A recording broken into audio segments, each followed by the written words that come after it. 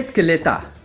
Sujet de prédilection du droit constitutionnel, l'État est non seulement une idée et un fait, mais aussi une abstraction et une organisation. De nos jours, il est une réalité aisément perceptible. Pourquoi? Parce qu'on ne le touche pas, mais sa présence est sensible dans notre quotidien. Ses formes d'organisation sont diverses, mais dans le cadre de cette vidéo, nous nous intéresserons effectivement à la définition de l'État, son étymologie, la position de la doctrine sur l'État et le droit, les différentes approches et terminer par l'approche purement et simplement juridique de la notion d'État. L'étymologie du mot État. Le mot État apparaît dans les langues européennes dans son acception moderne au tournant du XV et XVIe siècle. Et le dictionnaire de l'Académie française de 1696 définit l'État comme le gouvernement d'un peuple vivant sous la domination d'un prince ou en république. Par ailleurs, le mot État vient du latin status, dérivé du verbe stare qui signifie au sens premier se tenir debout et au sens figuré la position. Et selon Hannah Arendt, le mot vient du latin status, respublica, ce qui signifie état de la chose publique ou bien la forme de gouvernement. La position de la doctrine sur l'État et le droit. L'État apparaît comme un cadre singulier d'établissement et de développement des rapports humains. Et cette ambivalence des rapports entre l'État et le droit a suscité de nombreuses positions doctrinales ou différents courants de pensée. On en évoque généralement trois. D'abord, l'État ne crée pas le droit. Selon les tenants de cette pensée, le droit s'impose à l'État.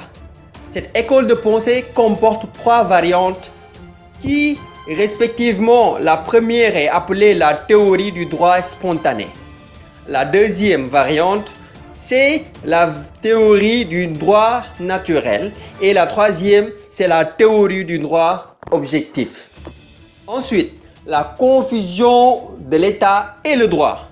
Ici, nous avons deux variantes doctrinales. La première, c'est la théorie de la pyramide normative de Hans Kelsen qui conçoit l'État comme un agent de normes. Et la deuxième qui correspond à la théorie marxiste du droit qui appréhende celui-ci comme étant le reflet de la domination des bourgeois sur les prolétaires. Enfin, la création du droit par l'État, aussi appelée l'école du droit positif, ce courant repose sur le postulat que le droit n'est envisageable que et dans l'État. Cette école comprend deux variantes, le positivisme sociologique, c'est-à-dire le droit qui provient du peuple, et le positivisme étatique, c'est-à-dire l'État a une grande maîtrise dans l'élaboration du droit. Les différentes approches sur la notion d'État. La complexité de l'État apparaît enfin dans sa définition qui est délicate, en ce sens qu'il n'est pas une réalité neutre. Il découle de ce rappel une compréhension de l'importance qu'avait l'État, d'où l'intérêt qu'il suscitait auprès de nombreux spécialistes, aussi juristes, sociologues, anthropologues, économistes, ainsi que tous les experts des autres sciences sociales s'étaient intéressés à l'État. Dès lors, on a eu une analyse pluridisciplinaire de la problématique étatique. Et il est plus qu'évident que l'État peut revêtir plusieurs sens selon que l'on se place dans une perspective géographique, politique, économique ou sociologique.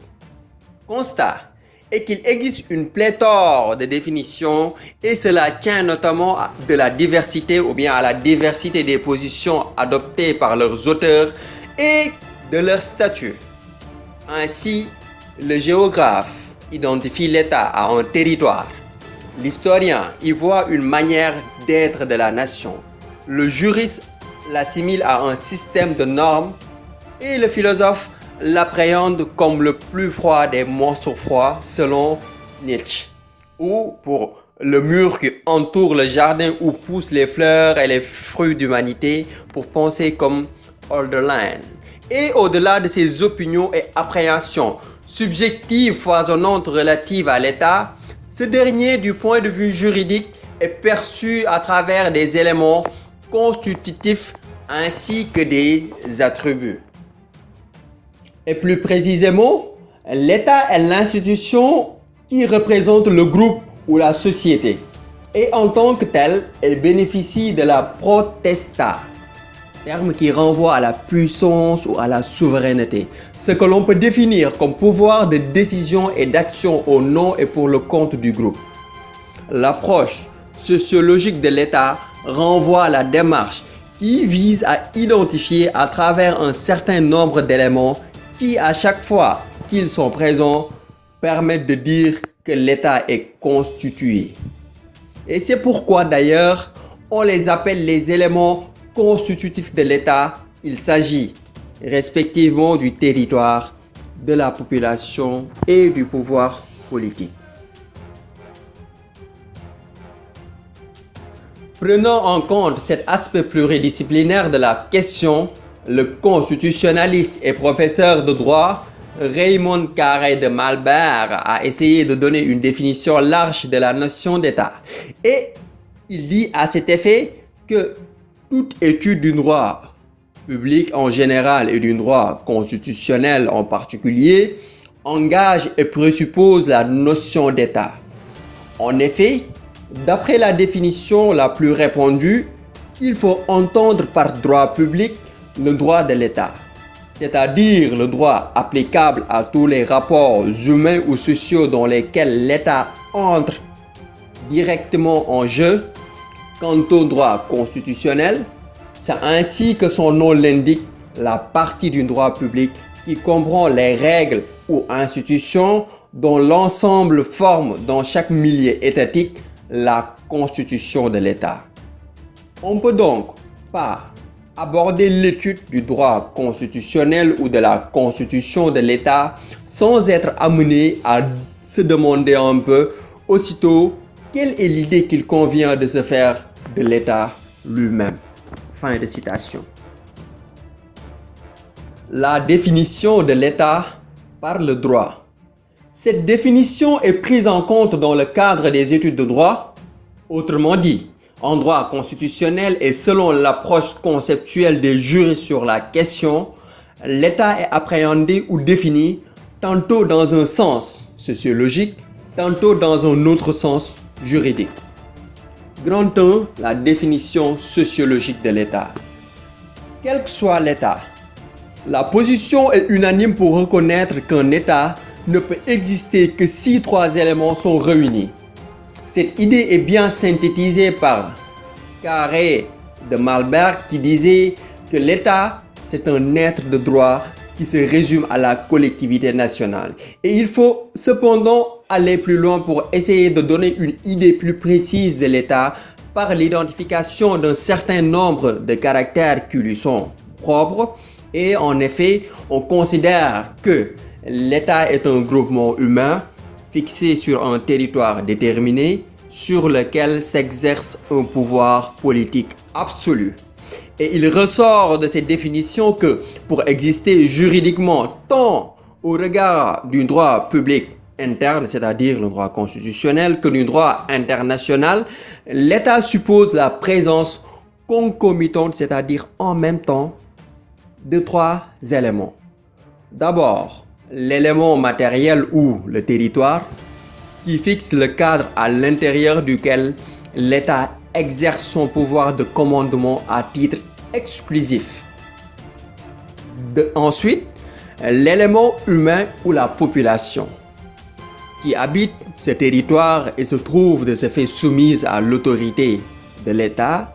Et enfin, l'élément formel ou l'organisation politique qui exerce l'autorité de l'État de manière souveraine. On l'appelle aussi le pouvoir politique, qui est un élément constitutif de l'État.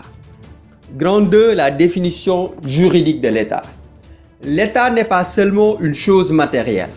C'est aussi un territoire, une population et un gouvernement, mais aussi un phénomène intellectuel.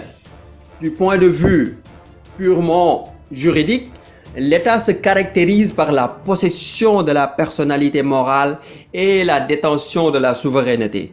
Et quand on dit que l'État est la personnification de la nation, on insinue qu'il est une personne morale souveraine et qu'il est perpétuel. Qualifié en latin de sui generis, qui veut dire unique en son genre. Qu'est-ce que la souveraineté de l'État? Louis Le Fur a répondu à la question au XIXe siècle et affirmé à cet effet: la souveraineté, c'est la qualité de l'État de n'être obligé ou déterminé que par sa propre volonté, dans les limites du principe supérieur du droit et conformément au but collectif qu'il est appelé à réaliser. Merci de votre attention.